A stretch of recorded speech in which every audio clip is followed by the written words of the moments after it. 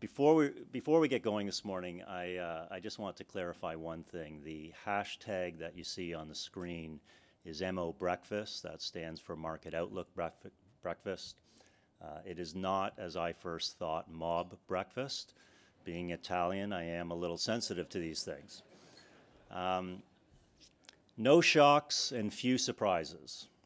So reads the very first sentence of the Canadian section of the 2015 Emerging Trends in Real Estate report. Well, so much for that, and so much for publishing in October and being the first out of the gate. Within the last 6 months, we have seen oil plunge by 60%, a retail superstar miss its target and head home, a Bank of Canada rate cut with potentially another to come. We do indeed live in interesting times.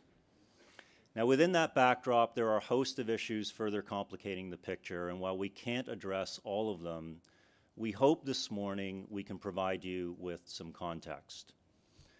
There are two main factors that are critical to the health of a real estate market and to pricing.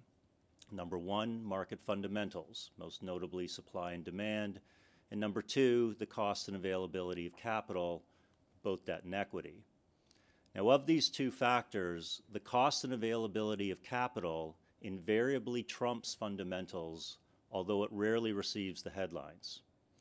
Since 2010, as we came out of the last recession, the Canadian industry has been spoiled, with market fundamentals and capital tightly aligned and overall conditions about as good as they can get.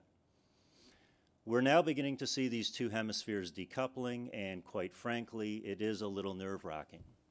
Of course, the pertinent question is, what does this mean to our industry?